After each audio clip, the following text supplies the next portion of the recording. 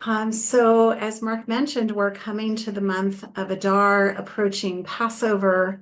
And this week, in our Torah reading cycle, we conclude the book of Exodus with Parshat Pekudei. And so we're also going to be announcing the new month, which also points to Passover preparations and all kinds of beautiful liturgical variations that we have in this particular Shabbat coming up. So I've been particularly struck this year by the end of Parshat Pekudei, the last words of the book of Exodus. And we're going to I'll ask Rachel to share the screen share in just a moment, but for the greater context, we've been reading parsha by parsha, section by section about the building of the Mishkan, God's dwelling place in the wilderness. And we're going to be heading into the book of Leviticus after this, but it's interesting because you wouldn't know it if you look at the end of the book of Exodus, because the last words are B'chol Mas'ehem, in all of their journeyings. So it's almost like that's a pointer ahead to the book of Numbers. Thank you, Rachel, for sharing that.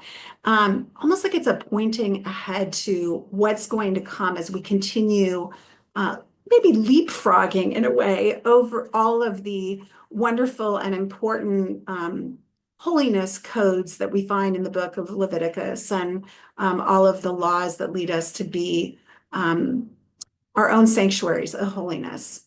But here we have the whole mas So all of your journeyings, those are the words that get the last word in the book of Exodus. So this particular verse, which I'm sharing on the screen now, I'm going to read it in English for those people who don't have access to the screen share, as I always will read almost everything on the source sheet. For over the dwelling, and here I've used Everett Fox's translation, the dwelling, meaning the Mishkan, which comes from the same root, to dwell, God's dwelling place. So for over the dwelling, a cloud of Yud-He Vav-He, the divine, rested by day, and fire would appear in it by night, before the eyes of all the house of Israel in all of their journeyings. So for those of us familiar with this is mentioned multiple times in the Torah, this idea that the cloud would indicate if we were to move and continue the, quote, journey. And when the fire would appear, it would be like a signal to say, hey, it's time to camp, it's time to rest, it's time to stop. But this is a curious verse here, because if B'chol Mas'ehem, in all of your journeyings, comes at the end of the verse, then does that apply to also when we were resting and not in movement? So this is Rashi's question. Rashi has this question: how can it be that the cloud was on the dwelling place when they're stopping? Because the verse says in all of their journeyings. So Rashi's shining some light on this when he makes a comment about before the eyes of all the house of Israel in their journeyings. He tells us their encampment is also called a journey, because from the place of encampment, they again journeyed. Therefore, all the different stages of their journeys, including the places where they encamped, are called journeyings. Now, this is just, I found this to be an amazing commentary here, because Rashi, in his wisdom over 1,000 years ago, right, is telling us that don't think that the journey is just when you're moving from place to place. The journey is actually happening when you're stopped, when you're seated, when you're encamped, when you might look like you're not moving or making progress or getting there, but in actuality, that is also B'chol Mas'ehem, right? the stopping, the encamping is also it is a journey in and of itself. So I brought this quote from one of my teachers that I wanted to share.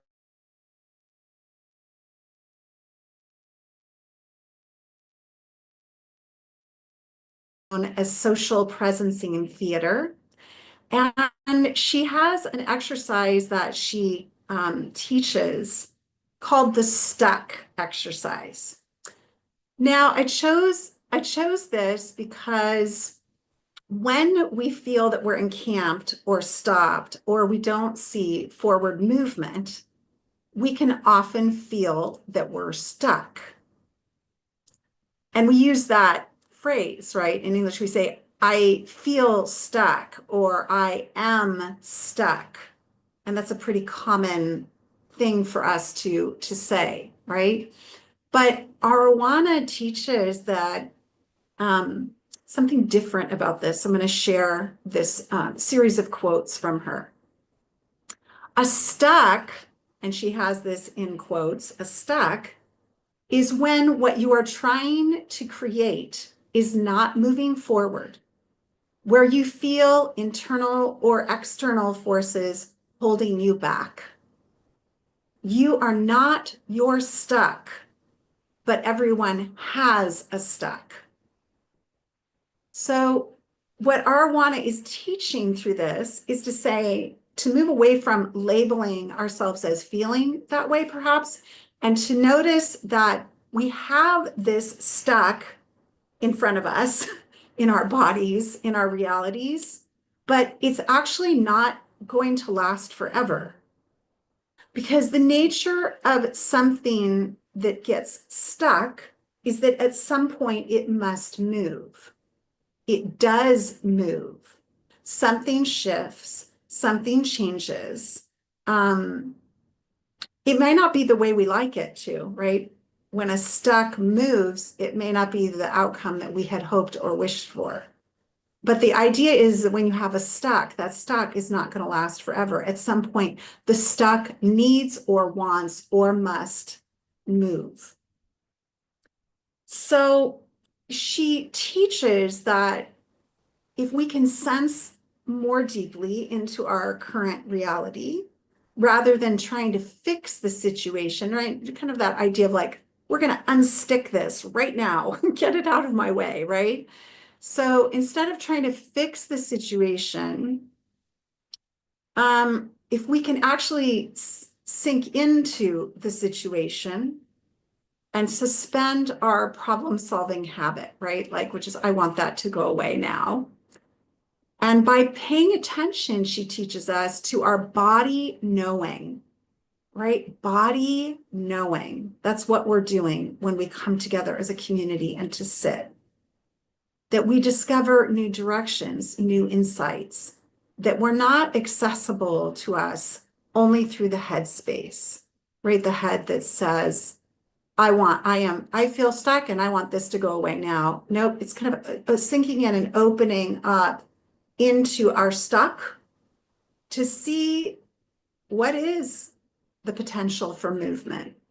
What is this stuck that is not going to last forever, but at some point will shift, will move, and we will move with it, or we can fight it. but the stuck doesn't stay forever. So as I invite you into meditation, I want to just acknowledge too, this may be very uncomfortable for some of us. We may want to avert our gaze from a stuck.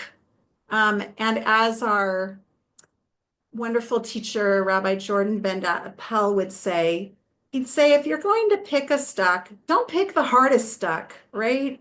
Pick something in your life that is that is going to be a stuck that you can sit with for this sit. Not a stuck that you need to sit with for 8 hours, right? Or 1 minute, but a stuck that fits our container today, that fits where you are today. And to exhale into that stuck to see it. Maybe even to reflect how it feels differently to put the stuck out in front of us instead of having it be the totality of our being, of our feeling. I have a stuck. Wonder when it's going to move. Wonder where it's going to go. And if the breath is accessible to you, give that stuck a little bit of air, a little bit of inhalation, a wash of exhalation.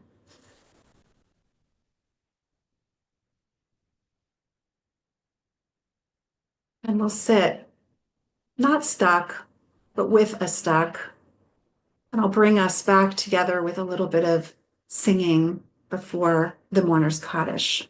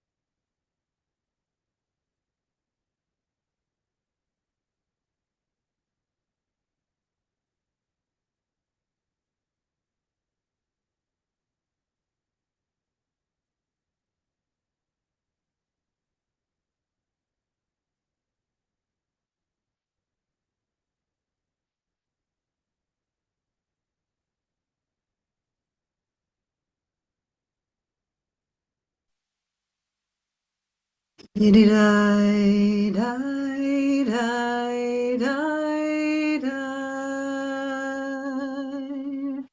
Yididai, dai, dai, dai, dai. Yididai, dai, dai, dai, dai, dai, dai. Yai, dai, dai, dai, dai, dai. Yai, dai, dai, yambadi, dai, dai, dai. Yadi, dai, dai, dai, dai, dai, dai, dai, dai, yai, da, da, dai.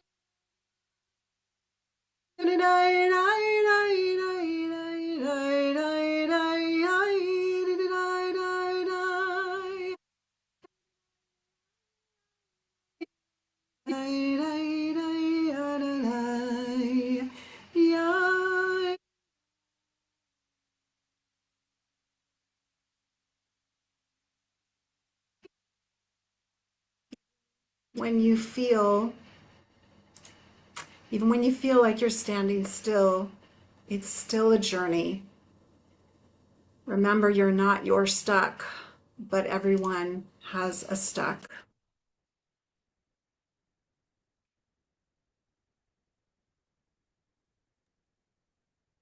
Thank you so much, Rabbi Susan Leider.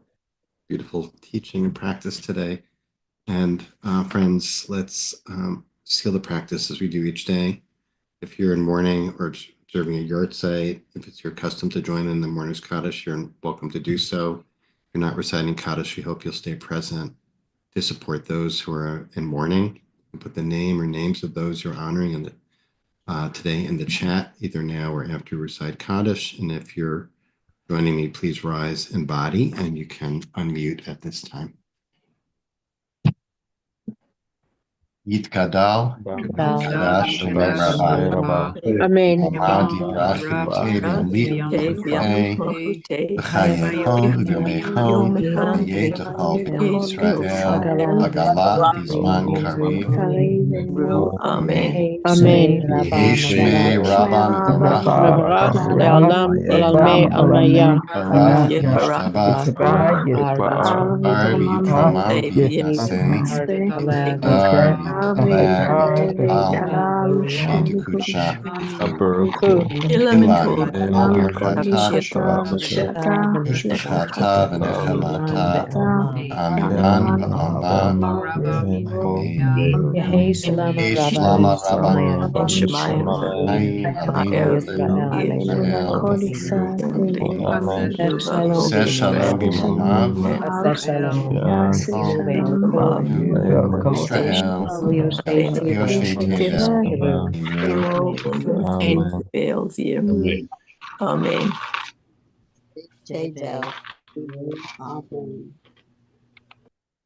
Friends, thanks for joining us today. And if you're leaving us now, hope you'll join us tomorrow to practice with Rabbi Jenny Solomon, who'll be leading us on Wednesday. Rabbi Shir Meir Fight will lead us. Thursday, Rabbi Mira Niculescu will be leading us, and we'll sit into Shabbat on Friday with Rabbi Brian Yosef Schachter Brooks. So a beautiful week of practice. We're looking forward to that. And of course, as always, you're welcome, encouraged to stay here. Continue to sit with your practice. You can just turn the sound off and use this community to sit as a container of support. If you have a question you'd like to ask Rabbi Susan Leider about the teaching, or just share reflection about the practice, you're welcome to do that in the chat, and I'll keep an eye out for questions. So please write question all in caps if you're asking a question. Susan, thanks so much. That's really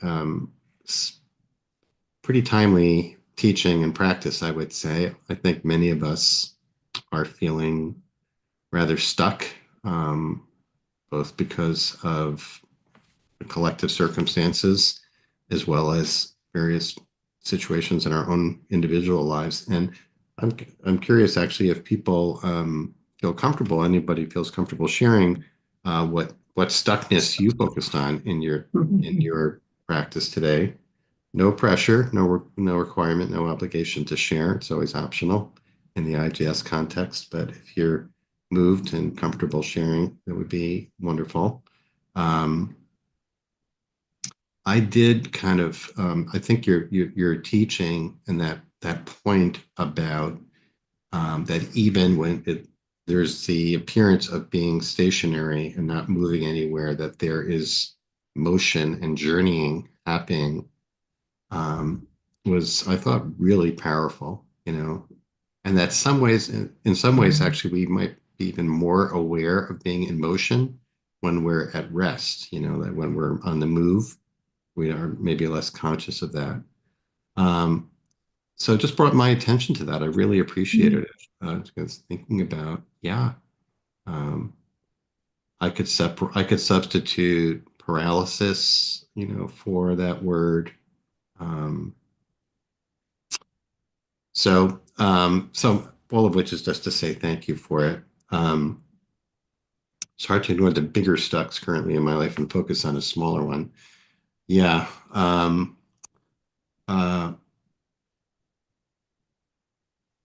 hmm. Oh, Elon wrote about, reminded me of the song On the Steps of the Palace from Into the Woods, which I don't remember. Better stop and take stock while you're standing here stuck on the steps of the palace. How about that? Uh, and Ron is asking, I'm wondering if my stuck is about being out of balance and not aligned with truth and wisdom. Does my heart's engine need a tune-up? I wonder if my stuck is about my ego taking up more space than it needs to or should. Thank you for that, Ron. It's really beautiful. I think what I noticed, and I don't know, Susan, if you're comfortable sharing about like what happens for you when you apply your practice to this question about places of being stuck, is that I do become aware there's like a constriction in being stuck. And so, breathing, as you were suggesting, into it or exhaling it kind of loosen things up. And I could feel like I'm not necessarily unstuck or in motion, but I could feel things loosening up in that way. Yeah, so Arowana actually has an embodied practice around this, which might have been a clue in the source sheet about her creation of social presence scene theater. And so you're welcome. I linked that in the source sheet. You're welcome to look that up. But the practice is to actually give a motion, a position, a pose to your stuck, to think about it and to manifest that in your body in some type of motion. And then the second stage is to then do a different pose that imagines that you're no longer having that stuck. And what does that embodied pose or position look like? And then she guides you through transitioning from one to the other. Hmm. And so it's a fascinating practice, right? Because, I mean, you said so much, Mark. I also feel the movement when I'm sitting still, and I find great comfort in that. Because then the stillness doesn't have to be like just frozen, but it's like alive and dynamic. But I did want to share that little thumbnail sketch of her practice because it's a very powerful embodied practice. There's also Nancy's writing. I found that stuckness often has to do with feeling overwhelmed, and honoring the nervous system helps me find boundaries to let me rest so I can move forward at some point. It's really exactly, I think, what that practice So was. beautiful. When you said it also, I was thinking, we often talk about these 5 years on the daily sit as this journey we've been on.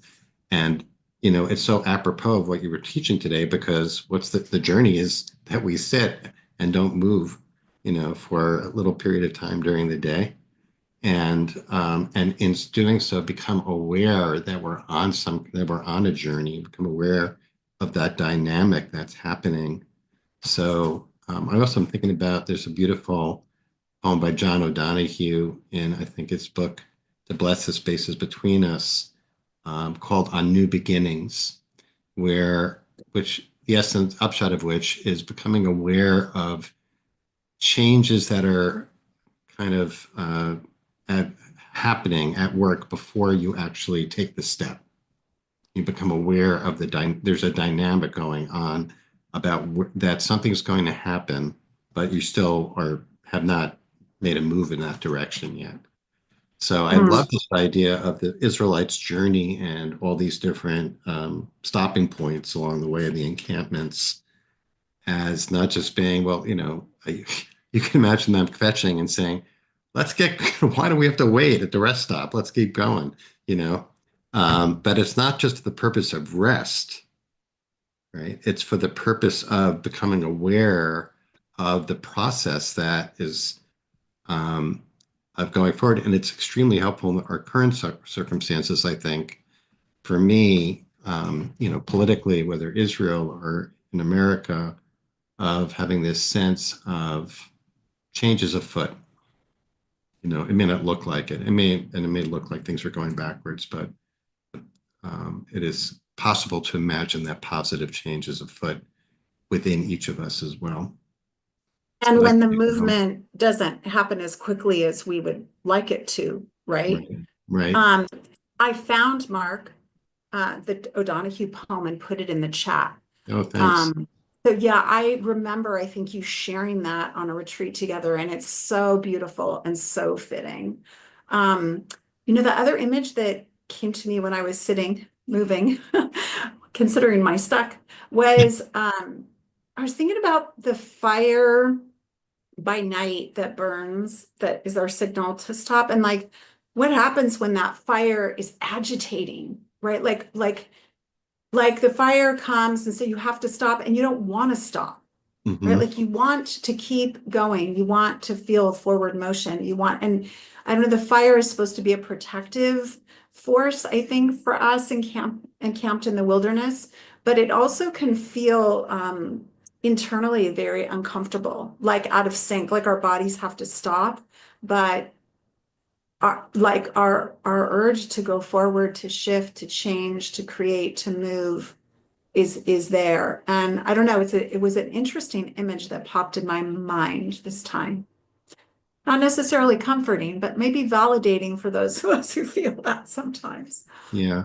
And to put it on the continuum of the Jewish year, we both mentioned that we're coming to the end of the month of Adar, and now Tu B'Shvat feels like a while ago, but the tracking or the overlay of the spiritual on top of the natural cycle of, Tu B'Shvat representing spring with the sap, the sap rising. And I don't know about where you are, but here in the East, beginning to see the first sign, the daffodils and the crocuses and the first signs of spring begin to pop up, and realizing that process started earlier, and it was not visible, is another way that I personally tap into, this awareness of, oh, things are happening. It may not seem like it, but things are actually happening. And that then kind of inspires us to join in with it in some way. And that, then we move into Pesach, which we got the Karpas at the Seder, and so all these images of spring, and Shir HaShirim, the Song of Songs, with all its images of new life. And so we move more fully into that. And it makes me feel a little bit more energized and a little bit more hopeful, a little bit more ready to move myself. Yeah, some things are hidden and in process that we might not be aware of. So thank you to Cheryl for putting up a better link to the John O'Donohue poem. Appreciate that. Yeah. You can't go wrong with any poem by John O'Donohue, by the way. The book is called To Bless the Space Between Us, and he's beautiful. He's a Celtic poet, wrote this book of beautiful blessings for many, many situations, including transitions.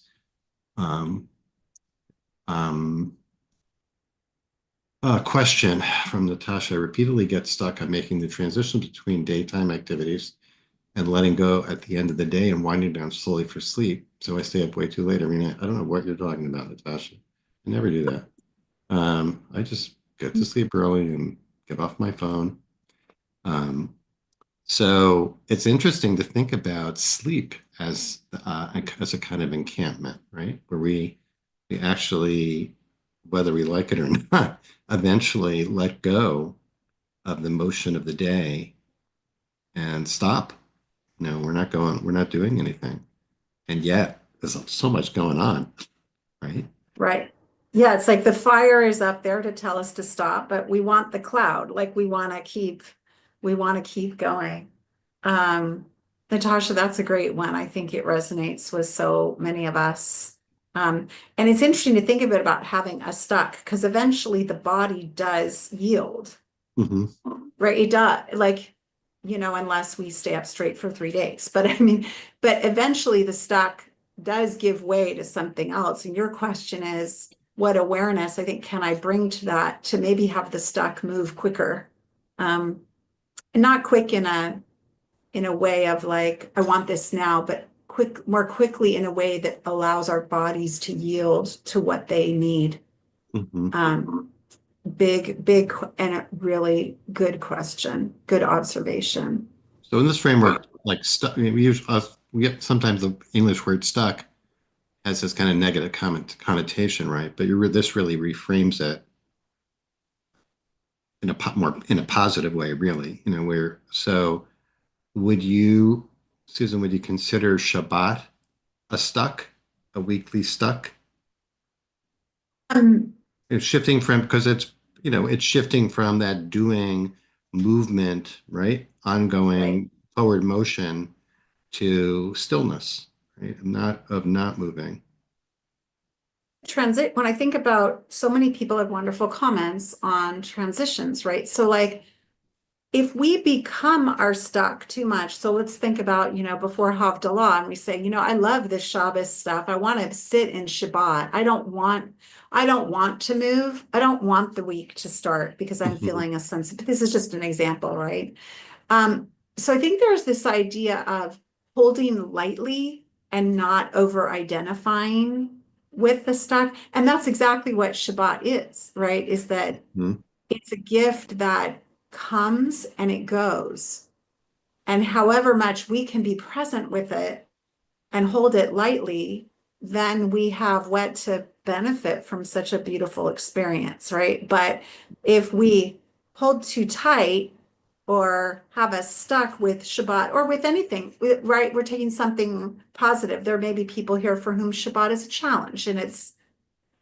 it's a different kind of stuck. But I think, Mark, your question was, can there be can having a stuck be a positive experience too? Well, it seems like that's how receiving what you're Mm-hmm. offering today.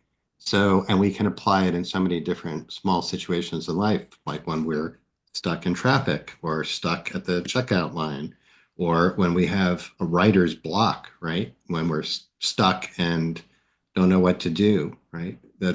We can be on the lookout for these little moments throughout the day whether from our choice or external circumstances, we are, just got to stop, right? The red light, right? Stuck in the light. And that things gives us like this beautiful practice he offers today. I think we can really take it into the rest of our day in that way. Speaking as somebody who has currently a major writing block at the moment, so I'm Having a appreciative. stuck. I am stuck. It will move, Mark. It will It move at will. some point. Yeah, the paradox It is will that flip. sometimes like taking a walk and getting in motion helps that unblock that. But we'll stick with That's this. We'll stick with this for now.